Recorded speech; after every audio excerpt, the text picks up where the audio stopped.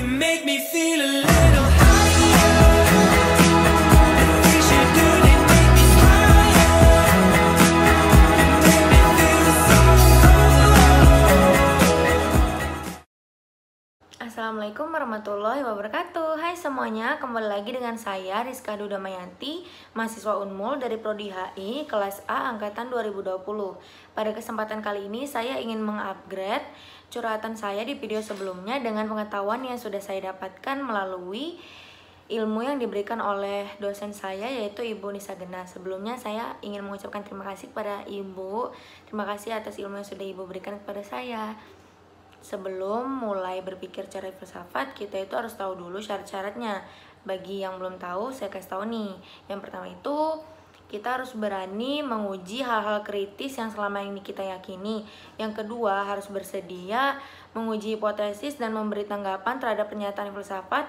Yang ketiga, itu kita harus bertekad untuk menjadikan pencarian kebenaran itu sebagai tujuan utama dalam hal apapun itu. Terus yang keempat itu kita harus memastikan pendapat kita itu apakah sudah cukup kuat untuk disampaikan. Terus yang kelima tidak boleh baperan. Yang keenam kita harus memiliki pembimbing yang bisa diajak berdiskusi dan diberikan pertanyaan. Dan yang terakhir adalah kita harus memiliki ilmu agama yang kuat agar tidak mudah terpengaruh. Nah, di video sebelumnya saya itu bertanya tentang apa sih hal yang bisa saya lakukan untuk menjadi sukses sesuai dengan passion. Tapi di video tersebut saya mengungkapkan pendapat hanya dengan pemikiran relatif atau hasil dari menduga-duga berdasarkan perasaan dan pemahaman seadanya. Saya juga belum memastikan apakah pendapat saya itu sudah cukup kuat untuk disampaikan seperti syarat-syarat berpikir filsafat yang saya sampaikan tadi. Sebelum saya mulai bercerita, perlu diketahui di sini saya mengemukakan pendapat secara subjektivisme dan empirisme, di mana saya mendapatkan semua pengetahuan yang saya ucapkan ini berasal dari pengalaman manusia. Karena menurut saya suatu kesuksesan itu tidak bisa diraih dengan fakta.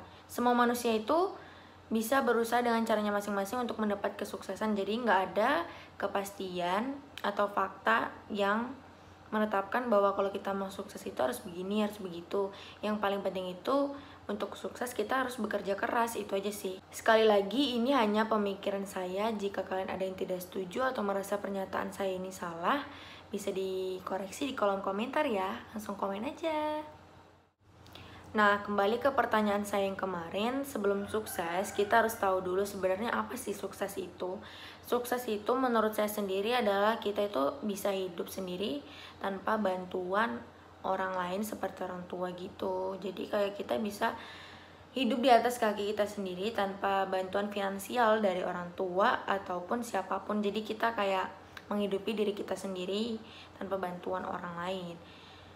Tentu saja itu hanya bentuk logic thinking saya sendiri. Sedangkan menurut KBBI atau scientific thinkingnya, sukses itu adalah berhasil atau menang. Jadi sukses itu merupakan keberhasilan seseorang dalam mencapai sesuatu.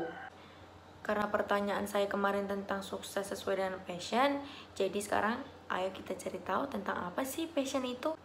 Passion menurut saya sendiri adalah suatu hal yang sangat suka kita lakukan, sehingga ketika kita melakukan hal itu kita tidak akan merasa jenuh, bahkan enjoy dan bahagia.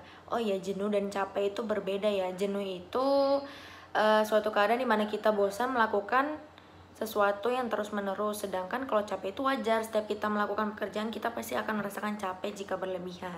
Lalu kenapa saya ingin menjadi sukses sesuai dengan passion?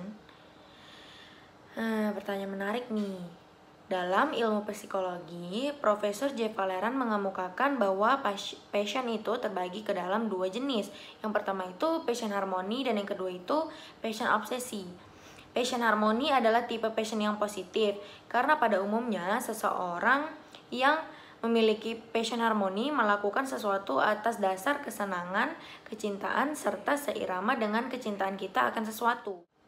Misalnya saat kita dapat menjadikan hobi kita sebagai sumber penghasilan. Nah, sebenarnya ini sih yang saya maksud sukses sesuai dengan passion, karena saya ingin hobi saya itu bisa menghasilkan gitu loh.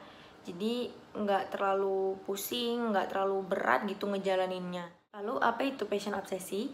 Passion obsesi merupakan dorongan yang dijadikan sebagai landasan beraktivitas adalah faktor eksternal.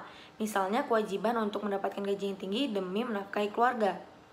Dalam bentuk passion ini, kita akan dipaksa untuk menjalani aktivitas tersebut sekalipun tidak sesuai dengan nilai-nilai pribadi. Efeknya kita akan seperti robot karena tak memiliki kemampuan untuk mengontrol hasil akhir, dan hasil tersebut mungkin tidak akan sesuai dengan keinginan kita sendiri. Penelitian menunjukkan bahwa orang yang cenderung memiliki passion obsesi jarang bersikap lembut ketika dihadapkan pada masalah atau tantangan dalam hidupnya. Orang seperti ini juga kerap ditandai dengan sikap intoleran terhadap hal-hal yang bertentangan dengan passion obsesinya. Kemudian apa manfaat hidup dengan passion? Memiliki passion, baik itu harmoni ataupun obsesi, sangat penting untuk membuat kita semangat menjalani aktivitas sehari-hari. Dengan passion, kita tidak akan mudah menyerah dan kita akan selalu mencari berbagai cara untuk menghadapi rintangan yang menghalangi passion kita tersebut. Inilah yang mendasari seseorang terus mau berkorban demi passionnya, baik itu untuk menyenangkan diri sendiri maupun demi menghidupi orang lain. Orang yang bekerja dengan passion dan sukses biasanya memiliki jargon jadikan passion Anda sebagai pekerjaan, maka Anda tidak perlu bekerja selamanya. Meski hal tersebut ada benarnya, namun banyak faktor yang berperan dalam karir yang cemerlang. Misalnya kerja keras seperti yang saya sebutkan di video sebelumnya, kita tidak boleh berhenti berusaha. Pekerjaan dengan passion adalah pekerjaan yang membuat kita bahagia, bukan yang terlihat tua di mata orang lain dan memberikan pendapatan yang banyak. Bekerja dengan passion itu bukan berarti kita terus-menerus senang dan jaya atau ceria, karena ya hidup gak ada yang tahu pasti ada naik dan turunnya. Tapi setidaknya jika kita sedang mengalami masa-masa sulit, kita tidak akan mudah menyerah dan selalu berusaha untuk mencari jalan keluarnya, karena memang itu hal yang kita suka. Itu saja untuk curhatan part 2 kali ini. Jika saya ada salah kata ataupun pendapat saya yang menurut kalian salah, kalian bisa langsung komen di kolom komentar untuk mengoreksi saya. Dan buat kalian yang udah nonton sampai akhir, terima kasih. Wassalamualaikum warahmatullahi wabarakatuh. Bye.